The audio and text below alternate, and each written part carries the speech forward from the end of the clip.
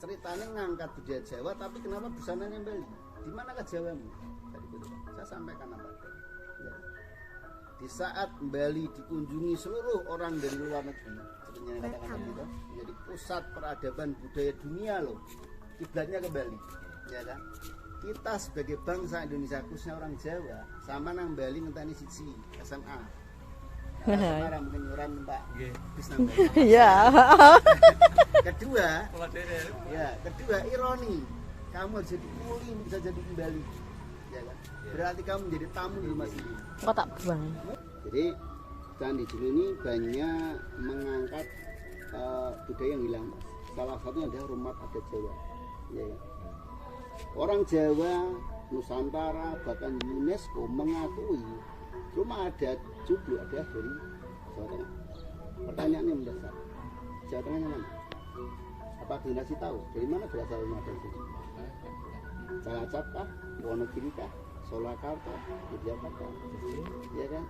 Dia dulu bahan bakunya apa? Jati. Dengan histori peradaban manusia pun nomaden yang berbeda tempat, akhirnya menetap di bibir pantai Utara Jawa yang merupakan namanya. Ada endemik pohon kayu jati yang luar biasa sampai sekarang masih tumbuh dan dijadikan sebagai bahan utama pembuatan rumah tempat tinggal dengan strata kasta sesuai dengan derajatnya masing-masing. Karena setelah Disaka ini menjadi raja, ini diklasifikasi sesuai dengan kastanya. Ya, mulai dari kasta raja, kesatria, resi, ya kan? Bisa kita lihat rumah-rumah di Jawa beraneka ragam. Mulai dari Bubuk sebagai kasta sudra, naik lagi ke kasta Wesa, ada namanya Gelondoran, ya kan? Ada lagi masuk kasta Satria, namanya Bokululang.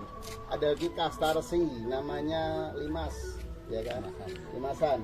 Masuk juga kasta Satrio Pinandito dengan ukuran joglo yang berbeda-beda, mulai 16, 18 sampai ke 21. Berarti Limasan ini untuk masa lampau itu menjadi berbeda kasta. Dan Limas ini berarti untuk yang utama ya? Utama, ya kan? Betul. Berarti Limas ini di bawahnya joglo. Ya, kasta urutannya seperti itu. Dan rumah joglo itu sendiri atau candi joglo di sana ini juga ada sejarah atau filosofis moral kepada masyarakat juga. Jadi ada 5 yang mendasari pembangunan rumah adat Jawa joglo. Pertama adalah fondasi berbentuk horizontal, menggambarkan sebagai hablum minanas di dalam konsep kehidupan dari masyarakat umum, ya kan? Hubungan antar manusia satu dan manusia lainnya. Yang kedua adalah soko guru, kagak papat sebagai tiang berdiri menambahkan baik vertikal atau juga dengan melambangkan kepercayaan. Jadi keyakinan dan kepercayaan ada di pondasi dan tiang yang tegak sebagai simbol kekuatan. Ya kan? Yang ketiga adalah dinding-dinding yang merapatkan untuk berbagi perasaan terhadap sesama ciptaan, tidak hanya manusia saja. Ada hewan, tumbuhan, energi, ya kan? Menjadi simbol namanya cinta kasih. Dinding-dinding yang membalut joglo.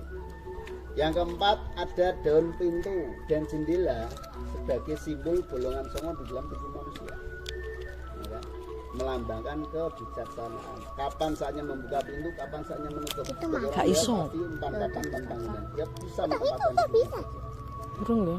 Yang terakhir adalah genteng penutup atap yang terbuat dari tanah. Kalau di bawah diuyoi, disingi, ditanjuri buat makan, ya kan? Setelah dikeringkan menjadi atap sebuah rumah yang siap untuk menaungi segala perasaan diri kita di dalam sebuah naungan kehidupan, melambangkan lilol gowo atau keikhlasan di sini. Jadi yakin, percaya, welas asih, bijaksana dan lilol gowo adalah simbol kehidupan manusia berbagai lainnya berdasarkan rumah adat Jawa. Nah, ini akan menjadi pesan moral tersendiri. Ada filosofi. Cuman untuk generasi mungkin nggak mendalami itu. Taunya ya rumah, ya kan, buat tidur, ya kan. Maka simbol rumah adat Jawa itu kan atapnya seperti ini. Ya, gunung kan, seperti tangan yang disatukan menjadi simbol menyembah kepada Sang Yang Hidup, ya kan. Di sini adalah tempat di mana titik terendah manusia di saat dia terlena di alam bawah sadar.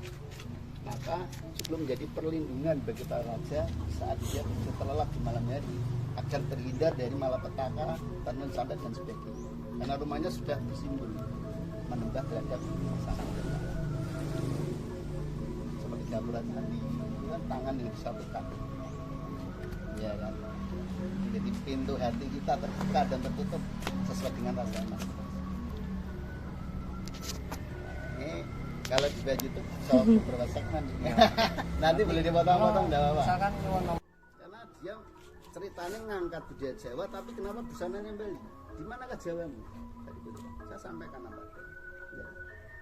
Di saat Bali dikunjungi seluruh orang dari luar negeri, sebenarnya yang katakan itu menjadi pusat peradaban budaya dunia loh. Kiblatnya ke Bali, ya kan? Kita sebagai bangsa Indonesia, khususnya orang Jawa, sama nang Bali ngenteni siji SMA. Sekarang mungkin orang Mbak bis nang Bali. Iya. Kedua, kedua ironi. Kamu jadi kuli bisa jadi kembali, ya kan? Berarti kamu menjadi tamu di rumah sendiri. Mungkin kalau Bali diaku orang Malaysia, orang seluruh Indonesia dan dunia akan berontak bahwa itu milik orang Jawa, milik orang Indonesia. Tapi hubungan Bali belum ada yang ngeklaim milik siapa-siapa, ya kan? Kita sebagai orang Jawa yang memiliki budaya yang lebih luhur, malah merasa tidak memiliki budaya tersebut. Ini adalah sebuah krisis budaya di masyarakat. sedangkan saya berkomunikasi orang-orang Bali, dia bercerita bahwa leluhur dia itu dari Jawa. Kenapa orang Jawa kok lupa leluhurnya?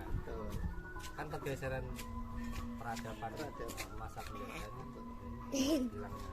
Ya, pasti ada kepentingan lah, ya kan? Ada kepentingan yang mendesain sebuah cerita dengan sedemikian rupa. Sejarah itu mudah. Sejarah hanya butuh 1 sampai 2 generasi, maka sejarahnya akan berulang dan menjadi sejarah baru. Ya kan? Lalu kan 2 tahun. 2 tahun. Dua umur manusia. Iya.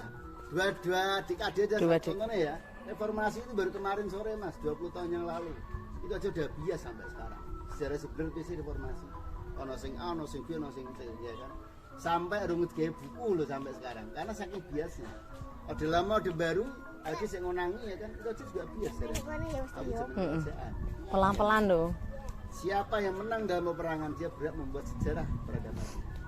Nah, masyarakat ini terkotak-kotak terhadap buku-buku yang dicipta oleh sejarawan untuk menghafal. Padahal bukan itu tujuannya. Kan kalau di Bali itu kan manuskrip yang memang dilontarkan oleh sesepuh itu dikemas, disimpan biar anak cucu mempelajari lah. Iya, betul. Biar tahu lah, kalau orang Jawa kan manuskripnya pada hilang. Ya, Itu kekurangannya. ya, simpan di Belanda ya. Ya. Misalkan kalau misalkan di sini ada Candi Jomblo, misalkan nggak buat manuskrip yang cerita tadi, Betul. misalkan nggak naskah ceritanya dikemas, nanti orang yang mengunjungi di sini kan cerita awal mula Ya. gimana tahu gitu Tahu, loh. ya, betul. Jadi untuk anak generasi yang seterusnya kan memahami Ya. gitu loh. Ini yang unik Mas. Saya pernah dapat pertanyaan ini dari generasi. Dia tanya, "Loh Pak, kenapa pemerintah Indonesia tidak meminta balik bukunya itu?" Ya kan? Saat dia punya kewenangan atas hak cipta leluhur. Ya kan? Jawabannya orang Belanda apa? Kok nata kayak buku gak usah mati. Ya, sosok buku hilang, sosok buku itu rusak. Alasannya seperti itu. Tapi ada yang mendasar lagi, yang terpenting adalah karena budaya leluhur kita itu berkembang. Tidak terkotak pada sebuah ucapan atau tulisan. Kenapa dia berkembang? Karena dia hidup, ya kan? Bagi leluhur kita itu buku usan. Kenapa buku usan? Kitab Kanggo itu ada kitab teles di dalam diri manusia yang setiap hari bisa bercerita. Ini adalah budaya yang sebenarnya. Ya. Cuman kita dicekoki oleh hal-hal yang teoritis tentang kenyataan. Nah, orang buku itu ada percaya, tapi percaya. Kenapa demikian? Hampir semua agama mengajarkan tentang kitab suci yang dipatuhi berdasarkan buku-buku cetakannya masing-masing. Generasi otomatis dia juga mentafsirkan budaya karena buku ini dianggap itu bukan suatu yang perlu dipedomi. Perlu buku, ya kan? Padahal leluhur sudah berpesan. Kitab kang nyoto orang diri manusia, nama kitab teles karena ini lambungnya dini-dini. saat kamu merasakan terhadap apa yang kamu lalui, maka menjadi guru sejati dan tidak akan terbatas dan waktu. Gitu. Buku hanya bagian dari curahan perasaan leluhur yang mampu dia dokumentasikan. Makanya bagi kita karena bisa akan membuat buku lagi. Berdasarkan apa? Perjalanan waktu. Jadi kita tidak usah halu terhadap buku-buku yang disimpan Belanda, ya kan? Toh kenyataannya Belanda yang bisa menafsirkan buku itu cuma itu kabeh, ya kan? Dia hanya tahu fisiknya tapi orang ngerti mana di sini. Kenapa dia mengklaim buku itu sebagai buku budaya? Hanya menunjukkan keegoisannya bahwa aku pernah menaklukkan Jawa, aku pernah menaklukkan Nusantara. Itu loh buku-buku kitab mereka saya bawa ke sini. Itu kayak plural di sini, Mas. Ya kan? Mungkin dengan adanya buku-buku kita yang di sana ditafsirkan oleh orang-orang pintar menjadi sains, karena mereka harus berpikir sungguh lampu, ya, sungguh bedil, sungguh telepon, saya mbak biut gentang celuk balik, Mas. Ya kan?